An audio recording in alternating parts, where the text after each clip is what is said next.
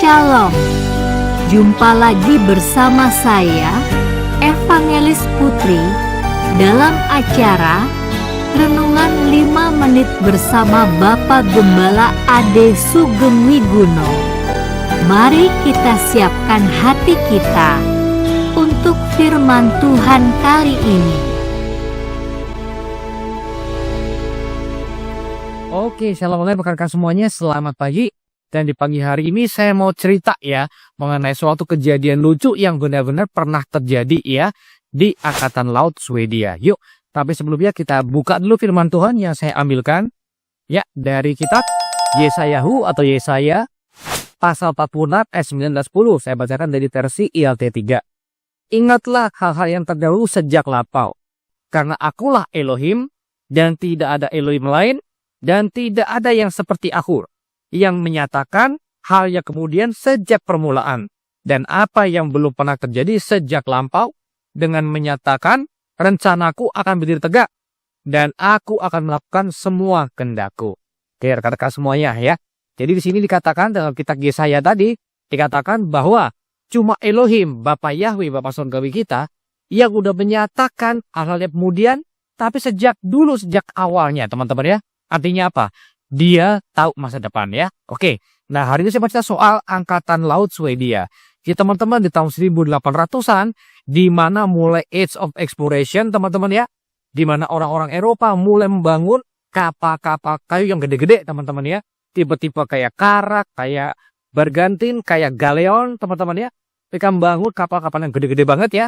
Tentunya kita tahu ya. Salah satunya yang akhirnya nyampe ke Nusantara adalah orang Portugis dan orang Belanda ya teman-teman. Nah teman-teman, Swedia juga demikian ya. Mereka juga punya angkatan laut yang kuat, tapi ada masalah. Masalahnya apa? Swedia itu nggak punya hutan kayu yang gede, nggak punya stok kayu yang banyak teman-teman. Padahal di Eropa orang-orang itu bangun kapal yang gede-gede itu dari kayu tak kuatnya mereka, yaitu apa? Pohon oak tree ya, atau pohon ek kalau di Indonesia.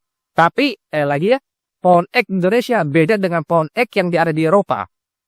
Jadi oak tree di Eropa itu kuat teman-teman ya, dan tidak mudah kayunya itu keropos karena air ya. Jadi beda teman-teman. Kalau di Indonesia kita mengenal pohon yang kuat adalah pohon apa? Kayu jati teman-teman. Tapi di Eropa mereka pakainya adalah atau kayu dari oak tree teman-teman ya, atau pohon ek. Nah teman-teman, luar biasa nih ya teman-teman bahasa Swedia ya. Jadi bangsa Swedia itu membangun yang namanya Swedish Navy Oak Tree Program ya. Itu yang menginisiasi adalah King Gustav III teman-teman. Pada tahun 1800, kira-kira tahun 1830-an teman-teman ya. Nah, memang ada banyak catatan teman-teman. Ada orang Eropa yang kuat banget ya untuk percakapannya teman-teman. Jurnalingnya hebat banget. Dan ada beberapa versi. Jadinya kurang lebih lah tahun 1830-an. Mereka mulai menanam pohon oak tree gila-gilaan ya teman-teman ya. Banyak sekali. Dan ditanamnya itu dengan tujuan apa? Memang tujuan itu untuk membangun armada kapal laut yang kuat. Teman-teman, diperkirakan 150 tahun kemudian akan dipanen dan orang Swedia atau kerajaan Swedia akan punya armada kapal yang luar biasa. Jadi mereka benar-benar nanam gila-gilaan pohon-pohon ek ya, pohon-pohon oak tree teman-teman. Dan ditanamnya itu adalah di sekitar Danau Pattern teman-teman ya. Daerah yang namanya Pulau Visingsö. Saya nggak tahu gimana cara bahasa dengan benar ya. Kalau ada teman-teman yang bisa bahasa Swedish, tolong saya diperalat teman-teman ya. Oke. Nah, tapi teman-teman apa yang terjadi? Ternyata ya ada suatu ironic twist of fate ya. Nasib mereka berubah. Karena apa? Teknologi untuk voyage terus berlanjut. Kapal-kapal nggak lagi dibuat dengan oak tree ya. Tapi dibuat dengan apa? Dengan besi teman-teman. Kayak kapal zaman sekarang ya. Kalau Anda tahu ya kapal-kapal zaman sekarang. Termasuk KRI yang keren-keren banget. KRI Semarang salah satunya. Itu adalah Landing Platform Dock ya, LPD. Yang hebat banget teman-teman.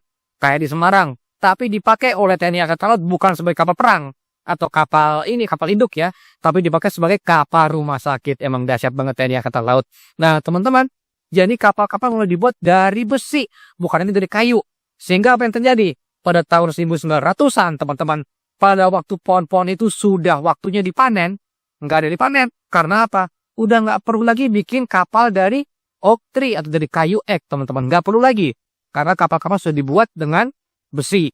Nah, teman-teman, di sini yang saya mau ceritakan adalah, teman-teman, kadangkala kita sebagai pribadi-pribadi, bahkan sebuah organisasi gereja maksudnya ya, kita punya planning, tapi seringkali kita nggak melibatkan Tuhan. Akibatnya apa? Pada waktu kita udah planning sedemikian rupa, nyampe di masa depan, ternyata yang terjadi benar-benar beda, teman-teman. Dan kita kayak lagi kecolongan lah istilahnya. Tapi ingat, seperti moto kita di GPFU, Tuhan tidak pernah kecolongan. Ya teman-teman, libatkanlah Tuhan dalam apapun perjalanan kita, supaya nggak terjadi kayak Swedish Navy. Batunya mereka udah panen, 150 tahun mereka nunggu kayu-kayu ek mereka itu bisa dipanen ya, bisa ditebang. Tapi pada waktu sudah bisa disiap, dipanen teman-teman. Yang terjadi apa? Udah beda teknologinya. Bikin kapal gede-gede, bikin kapal perang. Nggak pakai lagi kayu ek. Tapi pakainya apa? Besi ya. Jadi teman-teman, yuk kita sekarang sama-sama kita imani janji Tuhan. Bahwa dia adalah yang awal dan yang akhir. Alfa dan Omega, itulah Tuhan Yesus Masya. Kita serahkan rencana kita ke dalam tangan Tuhan. Karena hanya Tuhan yang tahu masa depan. Nah, serahkan masa depan kita kepada Tuhan. Maka jamin teman-teman ya, kita mendapatkan insight yang luar biasa ya. Jadi please jangan tanya sama saya, Pak doain Pak, kira-kira Bitcoin bakal jadi 2,5 M nggak Pak? Ya gue nggak tahu masa depan ya. Pak XRP Pak, Ripple bisa naik apa harganya? Gue nggak tahu. Dogi Pak, sama aja gue nggak tahu. Tapi teman-teman, apapun rencana kita ke depannya, buat keluarga kita, buat usaha kita, ingat serahkan pada Tuhan karena Dia yang tahu masa depan. Serahkan masa depanmu kepada Bapak Yahweh BSM Yeshua HaMashiach dan Dia akan membuat rencana Anda lurus sesuai dengan kehendak dan rencananya. Oke? Bapak Yahweh BSM Yeshua HaMashiach memberkati saya dan Anda. Haleluya. Amin. Telah kita dengarkan firman Tuhan untuk kali ini. Kami percaya Anda telah diberkati oleh firman Tuhan. Sampai jumpa pada episode berikutnya. Bapak Yahweh memberkati.